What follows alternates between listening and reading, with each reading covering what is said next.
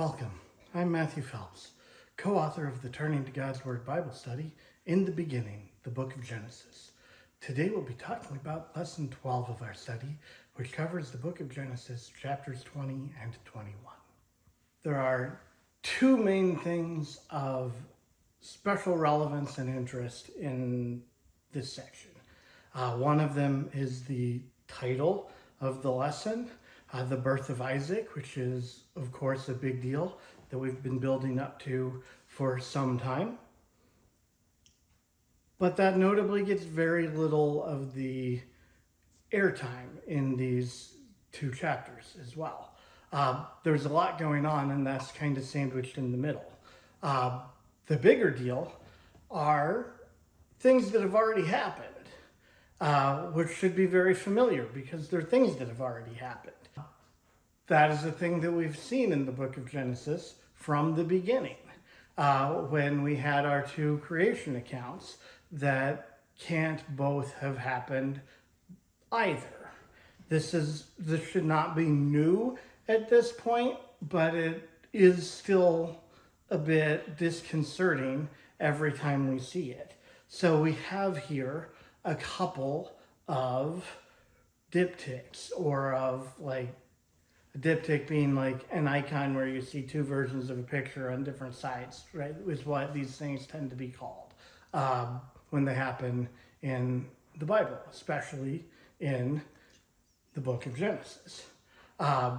So we are going to see a slightly different account of some things that we've already seen.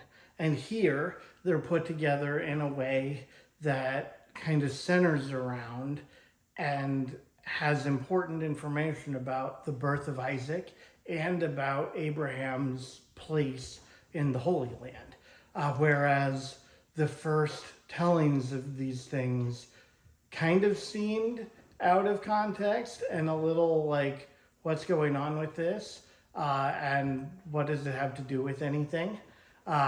They did also serve narrative purposes, but it's much more so here. It doesn't mean that these things happened twice, that they're in the narrative twice, but we don't know if or when they happened, and alike with the creation account or accounts, it doesn't matter, right? So while the questions about structure of the book and authorship and what's the deal with these different diptychs can be interesting and relevant, for example, to biblical scholars, they are to us less so, right? And it's a thing we can get very distracted and bogged down by, speaking from personal experience, to very little fruitful end. So this is the preamble of me saying, yes, these are retellings of some of those same stories. Yes, that doesn't make sense, and it is confusing and disorienting. No, it doesn't really matter in the grand scheme, right? So we'll treat them as somewhat fresh parts of the narrative, probably call out a few key differences here or there, and mostly talk about the role these things we've already seen creates in crafting the narrative here, right? In the first times we saw them, they were crafting a particular narrative and helping with like the story of Abram and Sarah temporarily, or Sarai temporarily being in the Holy Land or in Egypt, and the circumstances around the birth of Isaac, which was occasioned by Sarah's lack of overall commitment to God's plan, which is understandable, right? Like, her point was she's past childbearing years and has been barren. It was a fair point. Now we're retelling them around the birth of Isaac and Abraham, instead of sojourning in Egypt, settling a bit into the Holy Land. So some of these same events repurposed a little bit to bring us to a different place in the narrative, and highlight interesting things around Isaac's birth. So that'll be where we focus on these. There's much more that's been done. There's much more that's been written. There's a lot that can be said, like at a scholarly level, about what these are, where they came from, the differences and all of that, that for our reading just don't affect the outcome enough to be worth getting into. So that we won't do. For that, you can do some of your own research. It can be interesting. It doesn't, I think, from a faith point of view, materially change anything. So we'll focus on that part. And most of this lesson then will be fun with diptychs. Here we see a repeat of Abraham and Sarah's traveling plan in Egypt. They say Sarah is his sister to avoid the potential murder of Abraham to facilitate taking Sarah. What that doesn't stop in either case, interestingly, is the taking of Sarah. All it does is it avoids the murder of Abraham in order to take Sarah. In both cases, Sarah is still taken. In this one, again, minor changes to fit with where the story is going. We make especially clear the one key point that there are no relations between Abimelech and Sarah. So God comes to, and in this case, it's a little more, God is a little more involved with Abimelech, right? Abimelech has this conversation with God in a dream that, in many cases, God comes to people in circumstances like that and says, do not be afraid. In this case, he says, behold, you are a dead man, because the woman that you have is someone's wife. And he said, I didn't know. Surely that's not my problem. I followed what they told me, right? I didn't mean to take his wife from him. I only meant to take his sister from him. And that's totally fine. Different times then, like, that premise somehow seems to, like, pass by, like, yes, it would have been fine if she had only been his sister and, like, she had no choice in the matter and she was going to become his wife, or at least someone with whom he had relations, right? It had to be stated that hadn't happened yet. So there was a lot of, like, taking and coercion here that are not things that we would think were okay. So him saying, I'm innocent in all of this because I didn't know that they were married and everything else I did and was going to do are fine, that clearly doesn't sit well with us now, nor really should it have then. But glossing over that, if we say that the big sin here is that they are husband and wife, Abraham and Sarah, and he took another man's wife, and he didn't know that, it raises an interesting question about sin and culpability. God doesn't care that he didn't know, or even that Abraham lied to him. The sin is the sin, and he has committed the sin regardless. And in this case, it's being treated as deadly. This is a good opportunity, and this is a thing I like to reinforce whenever I can with people. What makes a sin a mortal sin? This is in church teaching a pretty clear thing, and it matters, right? And there are 3 things required for a sin to be mortal or deadly or grave. Grave not just meaning serious there, but meaning like there is a grave involved, because deadly or mortal, right? The three conditions are, it has to be grave matter, right? There are things that are very serious and are themselves bad enough that they can cut you off from relationship with God. Think violation of the Ten Commandments, egregious and explicit violation of the Ten Commandments. Those aren't the only things, but that's a good wheelhouse to think about that. Other things would be not keeping your Sunday obligation. If you miss Mass on Sunday, that is grave matter. The other two factors apply, we'll get to that as to how bad that is, but it is itself, in and of itself, something serious enough that it can imperil the life of your soul. So that would be a good, anytime you do anything grave matter, by the way, whether the other two factors that we'll get to are in play or not, you should be going to confession as soon as possible, because you are flirting with the death of your soul. And do you really want to leave open to interpretation the other 2 points? So point 1, is the thing grave matter? Point 2, was it done with full consent of the will?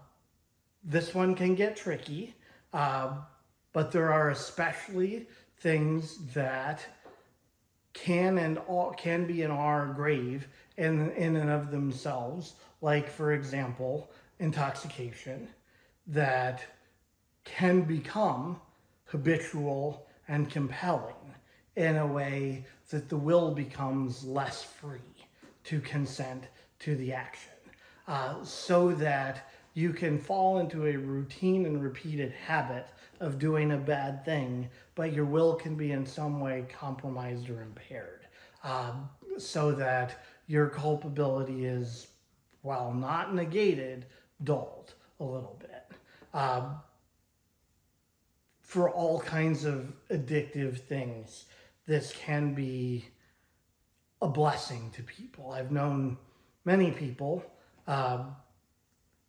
myself included, who have, based on falling into some of these things, who have felt the need to cut themselves off from graces available that could be beneficial in combating those kinds of things, because they were in these addictions and they were treating it like mortal sin when, it might not be, because the will could be compromised, right? Talk with your priest, never decide for yourself, I had no choice but to sleep with her. I know she's not my wife, but there was no way I could possibly have said no to that, right? No, right? If you're in a place where you're thinking that might be a thing, it is complicated. Don't let yourself off the hook without having a very frank conversation with at least one priest. But there are legitimate mitigating factors on that also can be helpful for people to know. And then the third one, and the one that Abimelech here is counting on, is it has to be done with full knowledge. You have to know that the thing is egregiously bad when you're doing it for it to count as being egregiously bad. All of the not full consent of the will and not full knowledge don't make these okay, by the way, right? What they mitigate is, are they immediately and only in and of themselves death to your soul? Or are they not? They're still not good, right? There's no world in which it's okay to do these things, something, because you don't know that it's bad, right? And that's where Abimelech is here, right? He did a bad thing. It is still bad, but the argument is around, is it bad enough that he deserves to die over it when he didn't know? God doesn't look at it and say, it's totally fine that you did that because you didn't know. nor does he do that with us, right? It is not totally fine to do bad things because we don't know that they're bad. The punishment might, in some cases, be mitigated because of that. But from immediately dead to not quite as dead is not as is a step that is a very good one to want to wager your soul on, right? Like with laws in this country and breaking them, where ignorance is not an excuse, it's a really thin line to try to bet that much on. It is not better to be ignorant of God's rules and to try to get a pass because you don't know better. That's a very risky approach. Not recommended. Not what should be the takeaway here. And that's really emphasized in the story when, well, we'll see how God reacts, but God's not overwhelmingly persuaded by Abimelech's argument here that I didn't know, so it's fine, which we'll see. But that is where we're at, right? Abraham and Sarah lied. Abimelech did something that we would now consider horrible, regardless of whether they were husband and wife. But the crux of it from the story's point of view is that is the thing that makes it really bad.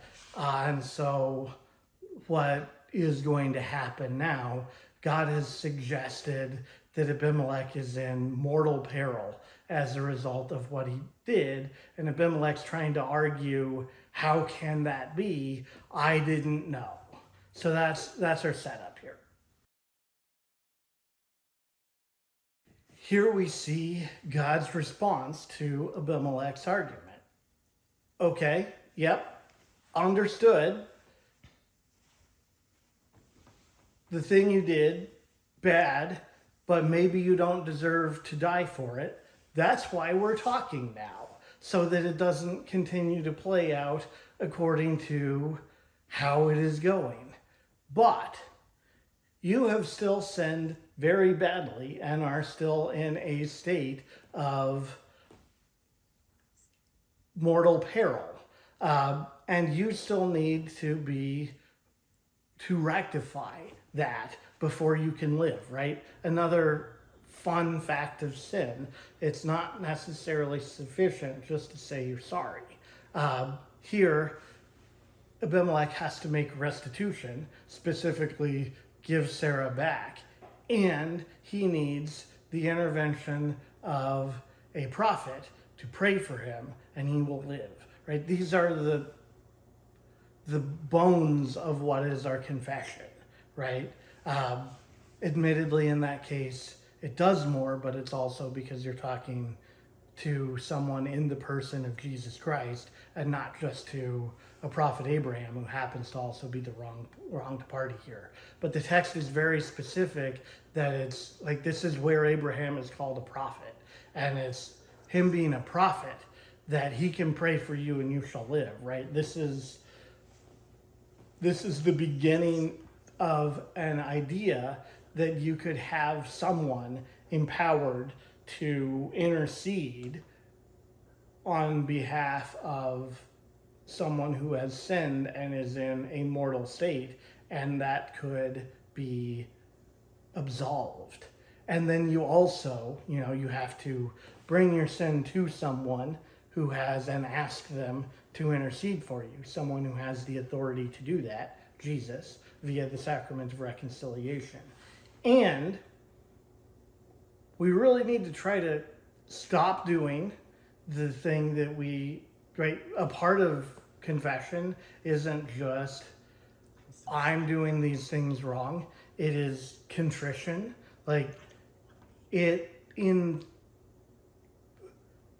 Contrition is necessary for the sacrament to work. If you go in and you're not sorry about what you did and you're intending to leave confession and go do it again right away, that pretty close to invalidates the confession. Now, if you go in, you steel yourself up, you really mean you're not going to do it again, you confess, you leave, you are a weak, flawed human being and you do it again right afterwards anyway, that's valid. If you don't even try to do that, that is problematic. You have to mean that you're not going to persist in doing the thing that you're confessing at the time that you confess it, which involves things like making restitution, giving back the woman that you stole. Because if you mean to not sleep with her, then you're going to give her back, right? Like, that is a necessary part of how this works, as is then the intercession of someone who has a relationship with God that can lead to absolving you. This is in a way the first confession in the Bible, way back in the book of Genesis.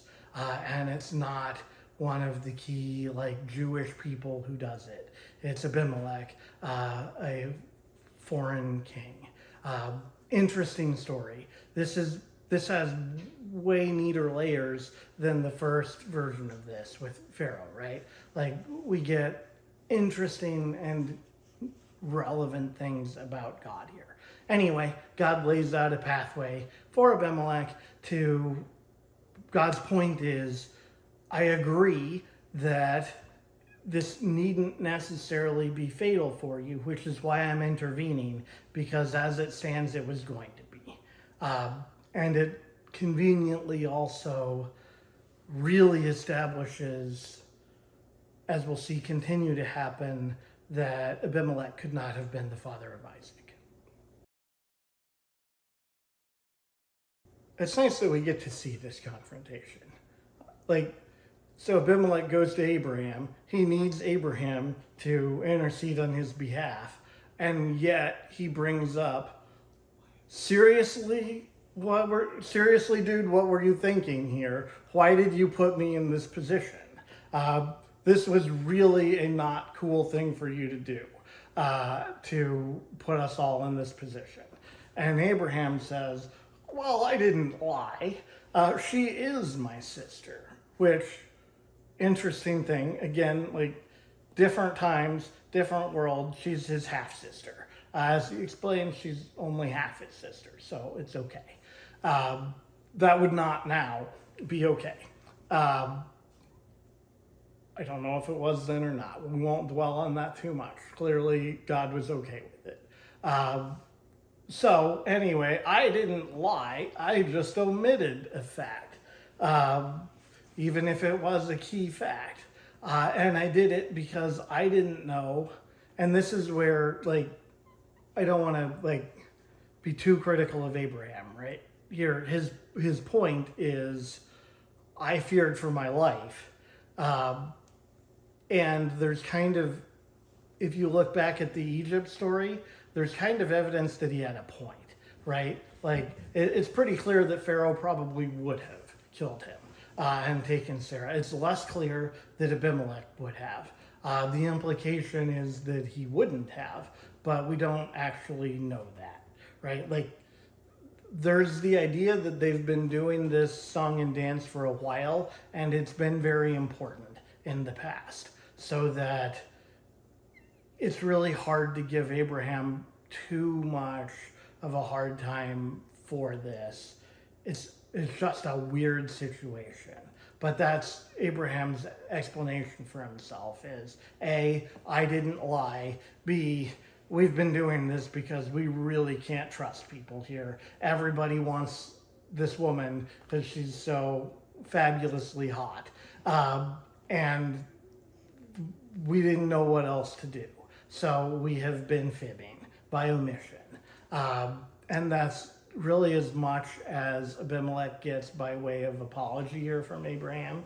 But they are, as you'll see, they are going to right the relationship as well. And it'll be something kind of important because that relationship gives Abraham a bit of a foothold in the promised land, which is the beginning of the fulfillment of part of that covenant, right? Abraham himself doesn't really own anything and isn't fully settled, but he starts to put down some roots as we'll get to that. And he has his first child. So we start moving toward some of the early fulfillments of those covenants. We'll see it develop, but it is the start of an important relationship. And this is as close as we get from Abraham to, and I'm sorry. On the theme of making restitution, we see not only is Sarah returned, but Abimelech gives, as Pharaoh had before, gives additional things, both in terms of livestock, just in general as like a, whoops, I'm sorry, and 1,000 pieces of silver to say, this is, I guess, in some way meant to be proof that I didn't sleep with her. And everybody will know that because I'm giving you this money and saying that. That doesn't really fit with any cultural reference point we have today to see that and say, oh yeah, that totally means that. But apparently that totally means that. So, and then Abraham prays to God and God heals them. And this is where story a little disjointed. There was something that needed to be healed for Abimelech and his wife and their female slaves. Among other things, their wombs were closed. We don't know what exactly was wrong with Abimelech, but it seems like more had happened than just a threat from God. And it seems like this might have played out over a longer period of time than it reads like. Don't know, but we kind of jump in the middle here in terms of what's going on with all of Abimelech's household. It doesn't, again, matter overwhelmingly so, but there was something wrong, and it isn't wrong anymore because Abraham prays for it, right? Restitution is made, Abraham intercedes, and the death passes. Again, things that happen in confession. And now we get to the long-awaited birth of Isaac, which is in many ways treated as by the text as something of a joke, or at least as funny, right? Like, the name Isaac means something to do with laughing, right? Like, I don't know Hebrew well enough to comment on the subject, but like, he laughs, he will laugh, something like that. But it has to do with causing laughter is the name. So Abraham and Sarah got the joke, right? Like, this happened and they thought, this is funny. And Sarah was so sure, right? She laughed before, but the sense was it was kind of a, yeah, right, kind of disdainful kind of laugh. And now it happens and it's like, oh, this is hilarious. This is actually hilarious. And it's so funny. We're going to name our kid after how funny this is. And this is like a joyful kind of laughter, right? Because it's preposterous in the sense that it should be impossible, right?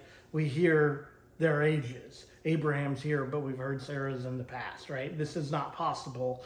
They're too old. And Sarah is barren. And there is no world in which this should happen.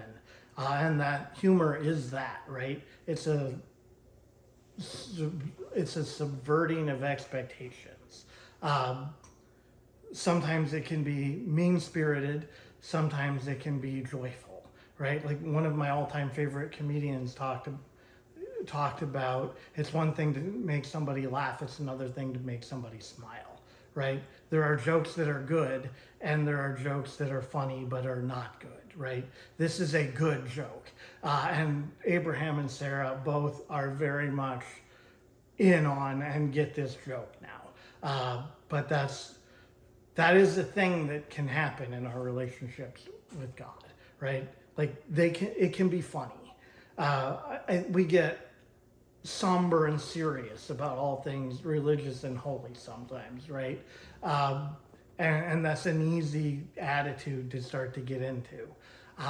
But it's okay if religious things are funny as long as they're good jokes, right? Like if they're bad jokes or it's mean spirited, like there have been many Catholic jokes that have been mean spirited in recent times and not without some merit, based on some of the things that have happened. But that's not where we should be finding humor in religion, right?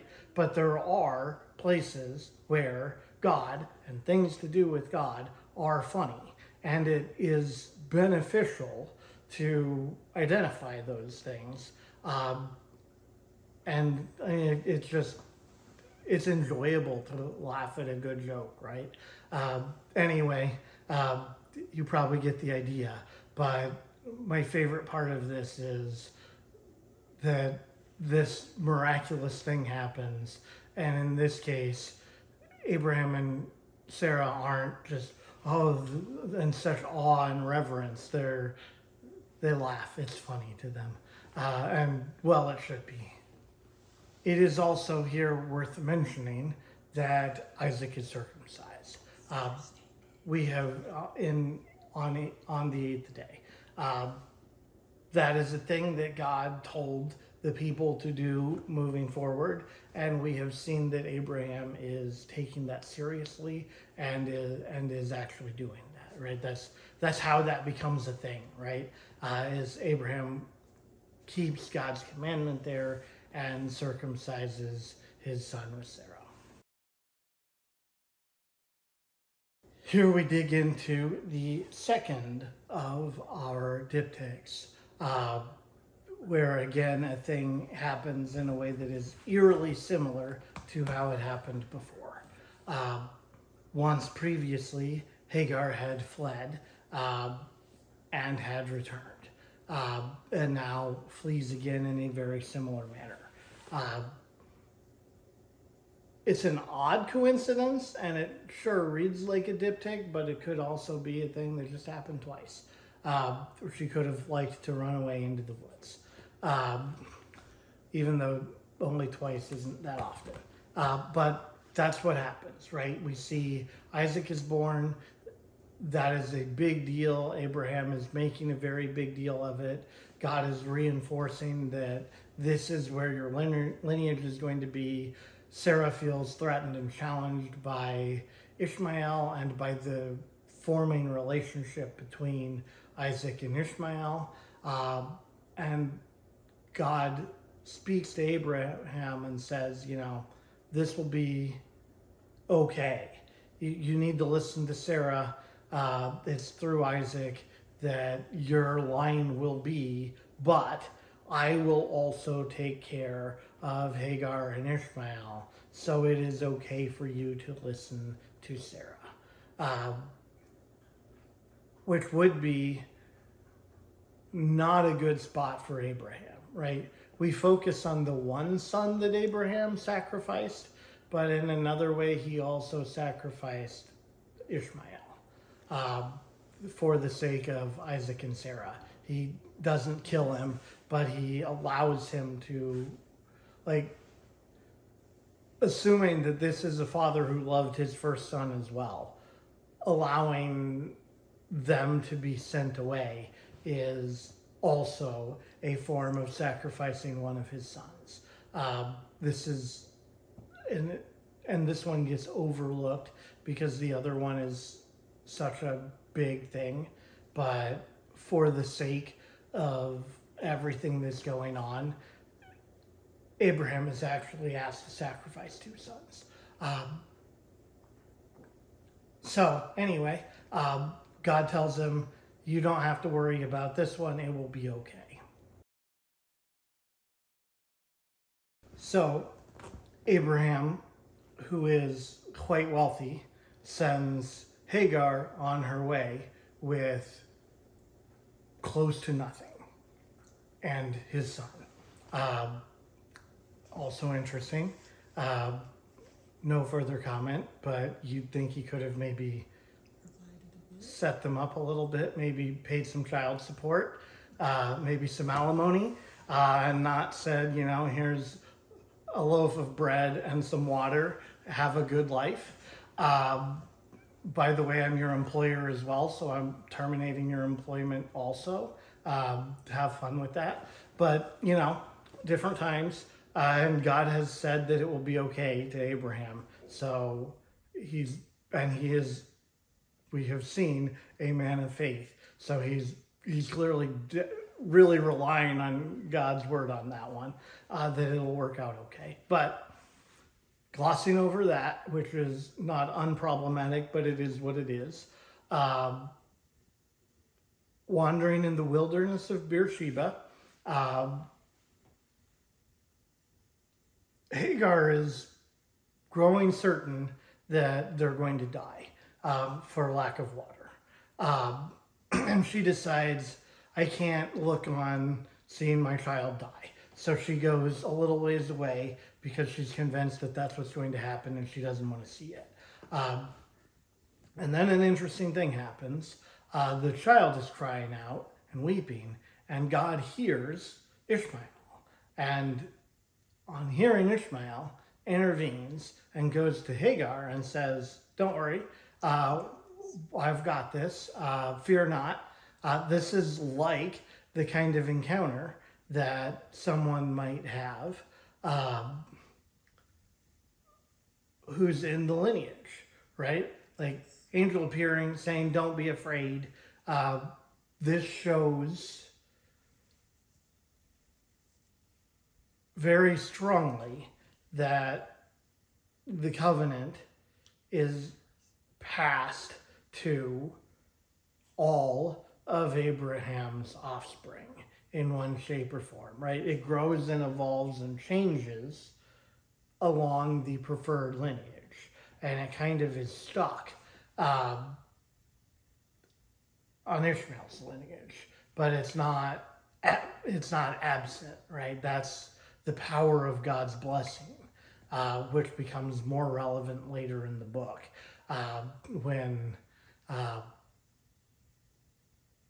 instead of a couple of brothers both being equally blessed in kind of like ways and set on different paths, it becomes clear there can be only one, and then interesting things happen.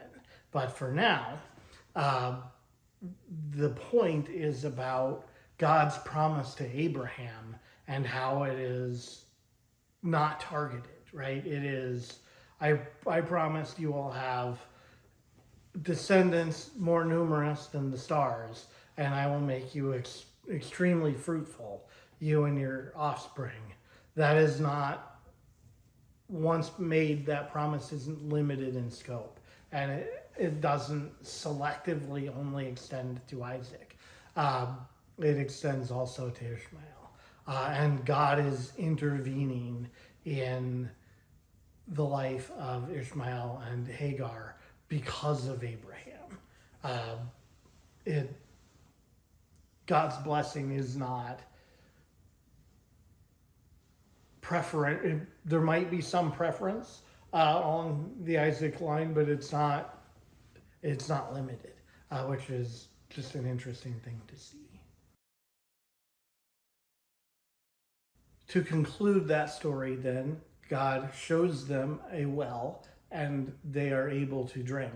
And then from that, everybody grows up happy and fine. I know we skip a lot, but that story does kind of establish the key point, right?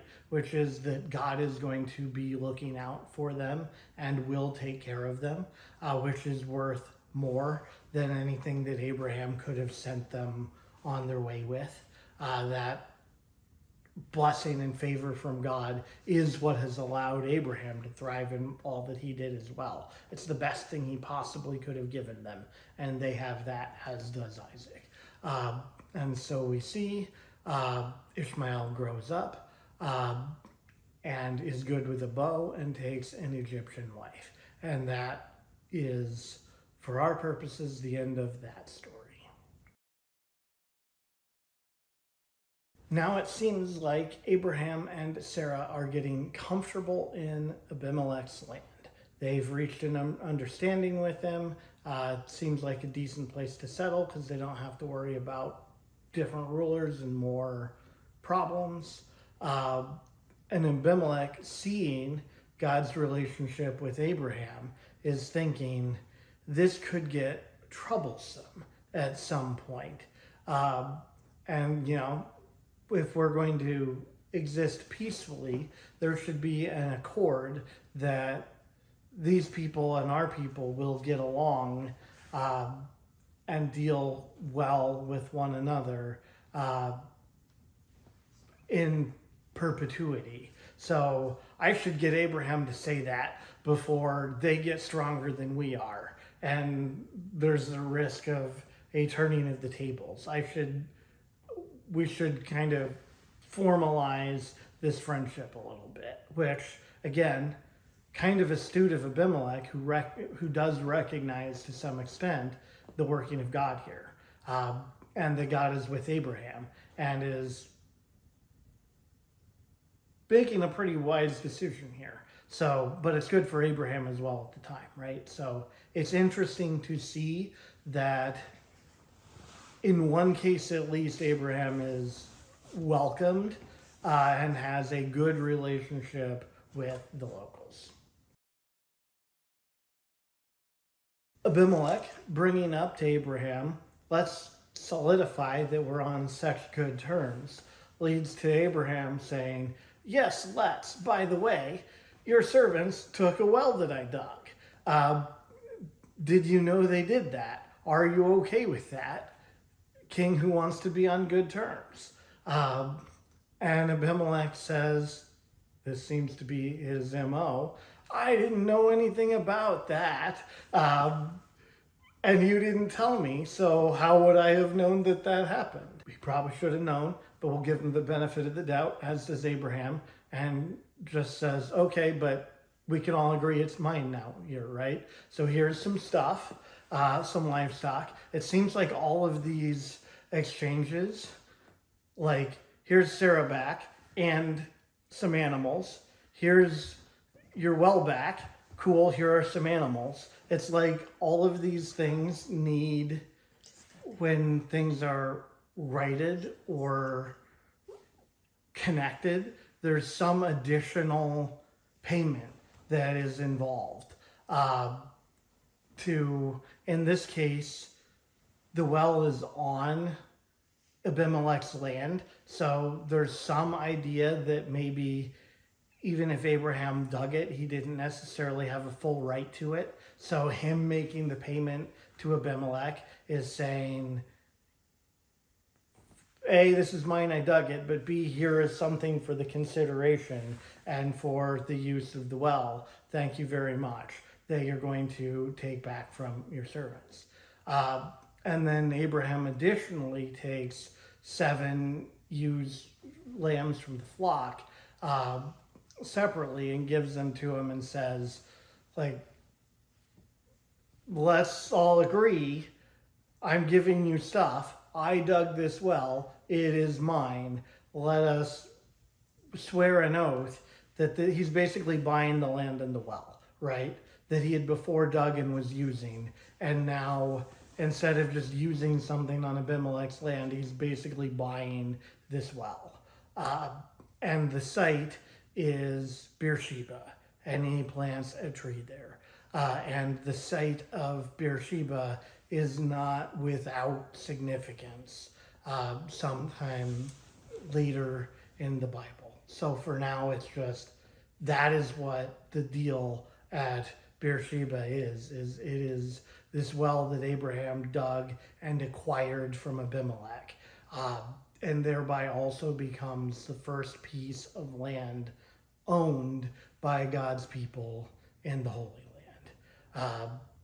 So they solidify their friendship, and in so doing, Abraham acquires a well. This has been an overview of Lesson 12 of the Turning to God's Word Bible Study, In the Beginning, the Book of Genesis. For more information, consult our written study and visit us online at turningtogodsword.com.